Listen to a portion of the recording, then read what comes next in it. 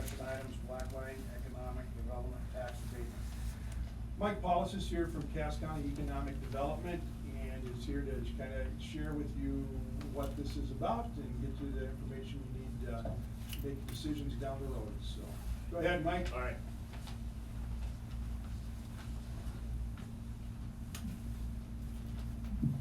Good afternoon. So I'm not sure what you have in your packets there in regard to this project. What's All those materials you sent were forwarded on. Okay, okay. So Blackline is looking to more or less join forces with a company from Branson, Minnesota called Voyager Industries. Voyager Industries has been around for quite a few years. They make Yeti trailers, Bear Track trailers, a number of other products. They have some dock products. In particular, they're looking to expand a division of their business here in Pine River on Micah Evelyn's property. To expand onto that property, we're looking at an estimated project cost of about $1.3 million as far as an upfront investment in facilities. We have a grant from the state of Minnesota for $194,000 for job training. And these are good jobs that they're looking to bring in. 25 jobs at a minimum, up to 39 at the max, $15 to $22 an hour, full benefits, 401k. So they're really good jobs with training provided, as I said.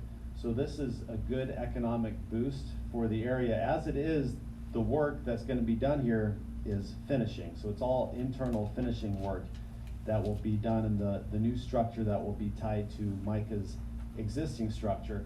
The work currently, this is the best part, I think, it's going to Wisconsin. So we're going to be able to keep that in Minnesota. It's a Minnesota company. Now we can keep everything in Minnesota, and Wisconsin doesn't get the benefit from the great stuff that we've done here so far in Minnesota with this company. So the request is, in order to lock this down, and I've had my foot, Dave sits on my board so he can speak to this. My foot's been on the gas pedal pretty heavy on this project for a while, trying to get this locked down. What we're requesting is an abatement on the new tax. So any existing tax is going to continue to be paid. So the school district's walking around with a 5-gallon pail with $200 a year, I think. In current tax from this property, that $200 is still going to be in your pail.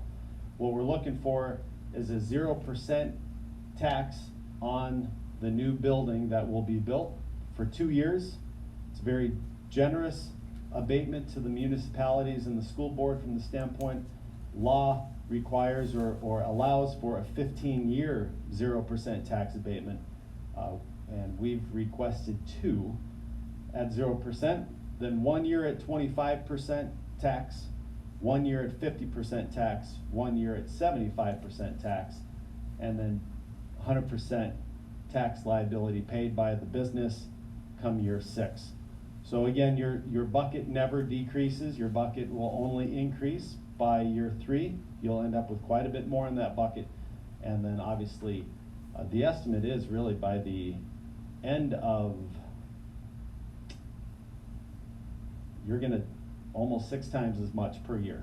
By the end of the 5-year period, you'll be collecting on an annual basis. So it's a good bump not only to the coffers of the school district, but also to enrollment, because as we attract families here with good jobs like this, that's good enough to relocate and certainly keep people and those dollars in the area as opposed to going elsewhere, perhaps to Brainerd to work. So that's the request. What we'd like from the school board is, I think, what Jason Murray from David Drown and Associates submitted and is in your packet. I believe I have an extract of minutes of a meeting, which, based on potential board action, could be read in. I don't know if he told you, our board typically operates with discussion Yep. for month 1, and then in September would be the action to schedule that meeting. Yep, that's fine. I'm not sure if Just you wanted guys. to make sure that was clearly stated. Yep, So for sure. And if you guys have this, or if you need me to. the resolution, Yeah, we have it. You have all that? Okay.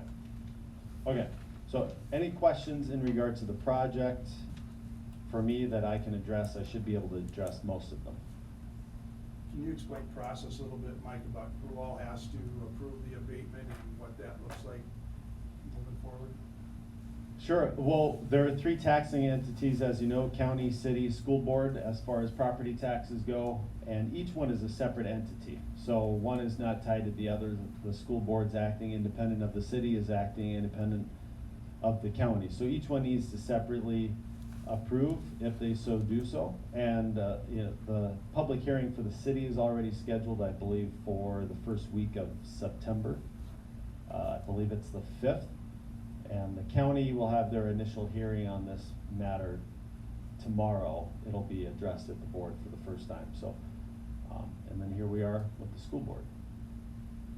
But everyone has to follow the same process as far as discussion, public hearing, and then ultimately, hopefully, approval. And they're asking for, nothing for 2 years from everybody?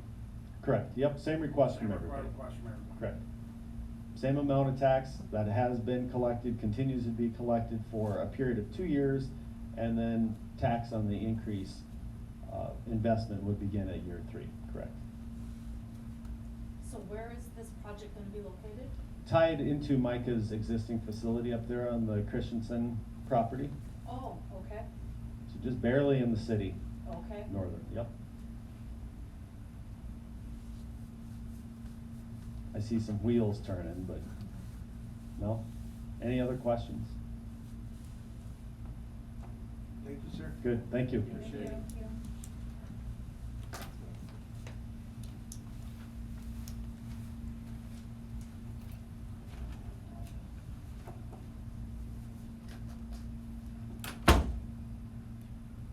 Moving on to open forum, any discussion on non-agenda items?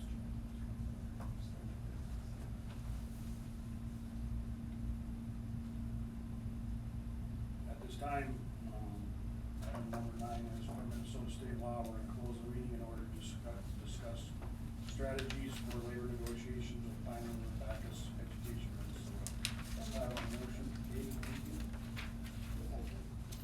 Second by Wanda.